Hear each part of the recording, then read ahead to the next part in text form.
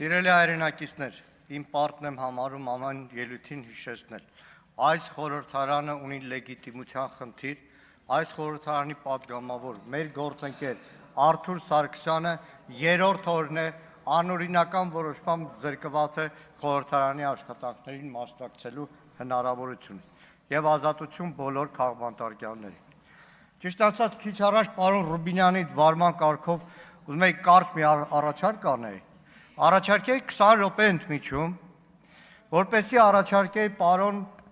Վահագն Ալեքսանյանին միասին բարձրանանք առաջին բաժին, նոր պատգամավորները քիչ կվարժվեն, այնտեղ գաղտնի փաստաթղթերն են պահվում, առաջին բաժին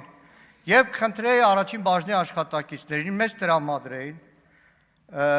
մեծամասնության կողմից ձևավորված միայն, քանի որ մենք բոյկոտում էինք, չէինք ընդունում, բայց անօթացել ենք 44 օրյա պատերազմի հանգամանքներն ուսումնասիրող զեկույցը,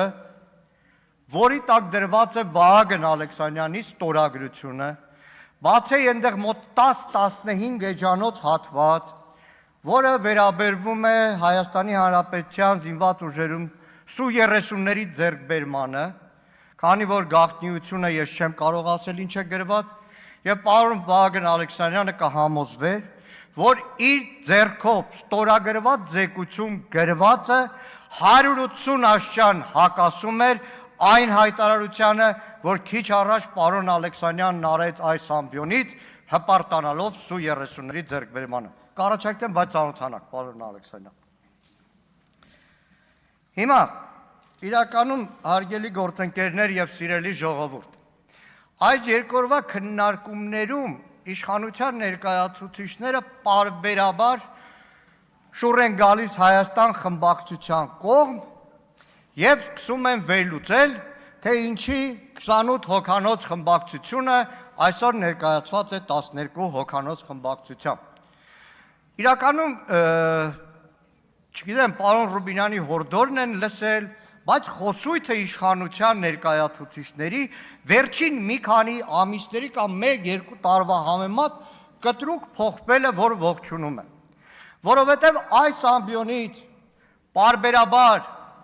անցնող 1-2 տարիներին հայտարարվում էր, սիրելի ժողովուրդ, եւ ձեզ էլ ասում էին,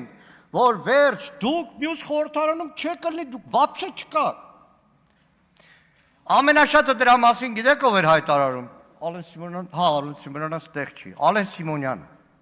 Մենք այստեղ ենք։ Հիմա 12 հոգով, բայց դա էական նշանակություն չունի։ Բայց այստեղ մի կարևոր բան կա։ Հաշվարկը սխալ է քաղաքական մեծամասնության, որովհետև արդյունքը այս ընտրությունների եւ նաեւ անցնող 5 տարիների Հայաստան խմբակցության չարքաշ գործունեության, շատ հաճախ տհաճ, շատ հաճախ մաշեցնող, շատ հաճախ հոգնեցնող, շատ հաճախ ոչ ցանկալի իրավիճակների միջով անցնելով, նաև Հայաստանում ստեղծեց մի իրավիճակ, որ այսօր մեր խորհրդարանում ընդդիմությունը ներկայացված է 46 հոգով։ Ճիշտ եմ ասում, պարոն Վարդանյան։ 46 եմ ասում, որովհետև այս ընտրություններից հետո կենտրոնական ընտրական հանձնաժողովի անօրինական որոշմամբ գողացվել է ընդդիմության ևս 5 մանդատ։ Հաշվարկը քաղաքական մեծամասնության գործընկերներ պետք է արվի նաև վերջնարդյունքով, որովհետև 21 թվականին Հայաստան դաշինքը գրեթե եզակի ընդդիմադիր կուսակցություն էր, որ մասնակցում էր ընտրությունների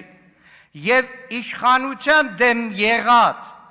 բոլոր մեր հայրենակիցները կամ ոչ ամբողջությամբ, բայց մեծամասնությամբ քվեն տալիս էր Հայաստան դաշինքին։ Եվ դա էր, որ 29-28 հոգանոց ֆրակցիա էր։ Այս ընտրություններին մեր հետ մրցապայքարում մեր հարգելի գործընկերներ, ընդդիմադիր գործընկեր կուսակցություններն ակտիվ մասնակցեցին,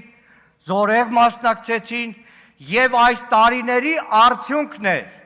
որ եթե 2021 թվականին իշխանության դեմ մեր հայրենակիցները տվել էին շուրջ 270,000 դեմ քվե, այս ընտրություններին շուրջ 600,000 մեր հայրենակից քվեարկել է ընդդիմադիր, վառ ընդդիմադիր, այն ուժերին, որի արդյունքում ակնկալել է, որ ԿՊ-ն զրկվելու է իշխանությունից։ Սա է հանրագումարը, սա է արդյունքը,